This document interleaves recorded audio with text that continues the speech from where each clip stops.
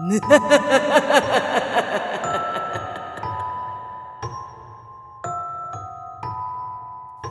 magandang gabi, Boss Pau. Ako ho si Maribel. At ang ikikwento ko sa inyo ay hindi katang-isip lang. Hindi gawa-gawa at lalong hindi ko ito ginusto na maranasan. Isa akong dating kasambahay na nagtatrabaho sa isang lumang bahay sa San Ildefonso, Bulacan. Malapit sa palayan at isang abandonadong lumang eskwelahan na matagal nang sinasabing may masamang kasaysayan. Tahimik ang lugar sa umaga. Ngunit kapag gumagabi na ay parang may ibang hangin na bumabalot sa buong paligid. Ang kwentong ito ay matagal ko nang kinikimkim at hanggang ngayon ay dala-dala ko pa rin ang bigat at takot ng mga gabing iyon. Nagsimula lahat, Boss Pau, noong tinanggap ko ang alok na magtrabaho bilang kasambahay ng isang pamilyang may kaya sa buhay.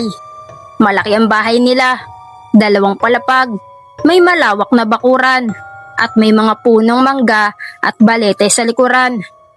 Sabi sa akin, dati raw itong pagmamayari ng isang matandang negosyante na namatay ng mag-isa sa loob ng bahay. Hindi ko iyon masyadong pinansin noon dahil mas kailangan ko ang trabaho kaysa makinig sa mga sabi-sabi. Sa unang linggo ko pa lamang, Boss Pau, napansin ko na agad na kakaiba ang bahay. Kahit bagong linis ay parang may amoy ng lumang kahoy at kandilang matagal nang namatay. Tuwing madaling araw pa ay bago pa sumikat ang araw, palagi akong nagigising sa pakiramdam na may nakatingin sa akin. Hindi ko iyon binigyan ng kahulugan noong una. Inisip ko na baka pagod lang ako o naninibago sa lugar. Habang tumatagal ang mga araw, Boss Pau, mas lumalalim ang mga nangyayari. Kapag naglilinis ako ng sala, napapansin kong may mga bakas ng paa sa sahig kahit ako lang ang nandoon. Maliliit na bakas, parang sa bata, ngunit wala namang bata sa bahay. Kapag nagwawalis ako sa hagdan, bigla na lang bumibigat ang pakiramdam ko na parang may nakasunod sa bawat hakbang ko pababa. May mga pagkakataong nawawala ang mga gamit na ako mismo ang nag-aayos. Tapos bigla ko na lang makikita sa lugar na hindi ko naman nilagyan.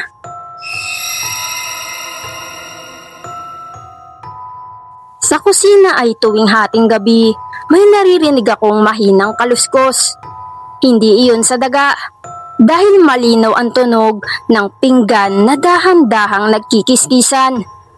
Kapag sinusubukan kong huwag pansinin ay mas lalo itong lumalakas. Kapag lalapit ako ay bigla itong titigil, na para bang alam nitong pinapansin ko na.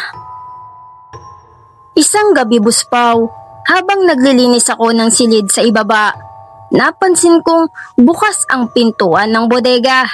Matagal nang ipinagbabawal sa akin ang pumasok doon dahil puno raw iyon ng lumang gamit. Ngunit sa pagkakataong iyon, parang may humihila sa aking mga paa papalapit. Sa loob ng bodega ay napakalamig ng hangin.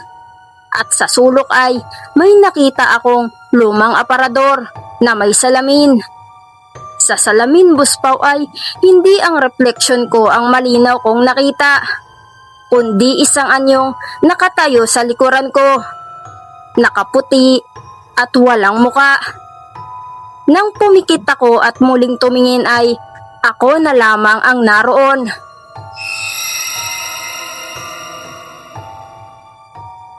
Simula noon ay mas naging matindi na ang mga pangyayari. Tuwing madaling araw, may naririnig akong mabibigat na yabag sa ikalawang palapag. Kahit alam kong wala namang tao roon, Boss Pau. Ang sahig ay parang lumulundo sa bawat hakbang ng isang hindi nakikitang nilalang. May mga gabi ring nagigising ako na may mga pasa sa aking braso. Parang may humawak sa akin habang ako'y natutulog. Walang paliwanag.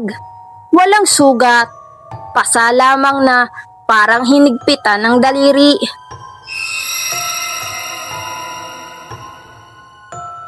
Isang linggo, Boss Pao, bago ang pinakamatinding nangyari. Napansin kong tila mas tahimik ang buong bahay sa araw, ngunit mas buhay ito sa gabi. Ang mga ilaw ay kusang namamatay. Ang mga kurtina ay gumagalaw kahit walang hangin. At ang mga salamin ay parang may mga aninong dumadaan. Sa likod ng bahay, malapit sa punong balete, palagi kong nararamdaman ang bigat ng hangin na para bang may nagbabantay at ayaw akong lumapit. At dumating ang gabing hindi ko na makakalimutan. Umuulan noon, Boss Pao, malakas at ang buong paligid ay binabalot ng dilim. Habang naglilinis ako ng sala, biglang bumigat ang pakiramdam ko at parang huminto ang oras. Ang orasan sa dingding ay tumigil sa pag-ikot at ang tanging naririnig ko na lang ay ang sarili kong paghinga. Sa gitna ng katahimikan ay ramdam ko ang malamig na hangin dumaan sa aking batok. Hindi ako lumingon, Boss Pao, ngunit alam kong may nasa likuran ko.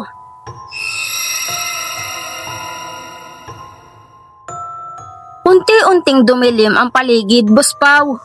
Kahit nakabukas ang mga ilaw, ang mga anino sa dingding ay gumalaw. Nag-uunahan sila at tila nagiging mga hugis ng taong nakatayo, nakatingin at naghihintay. Ang sahig ay parang umuuga at ang bawat hakbang ko ay parang mas lalo akong nilulubog sa takot. Sa salamin sa sala ay nakita ko ang refleksyon ng buong bahay na parang luma na, sira-sira at puno ng mga aninong gumagala.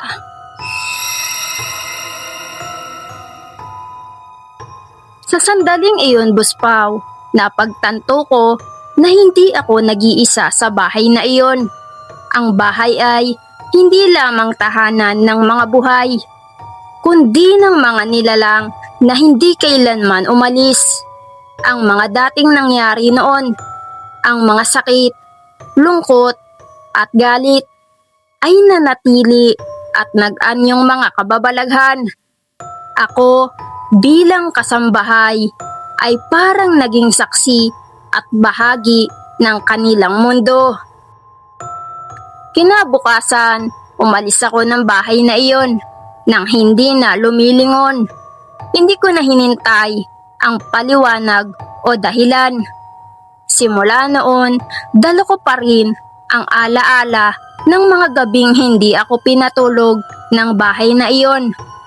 Hanggang ngayon, tuwing nakakakita ako ng lumang bahay na tahimik sa araw, ngunit buhay sa gabi, bumabalik ang takot na minsan nang yumakap sa akin.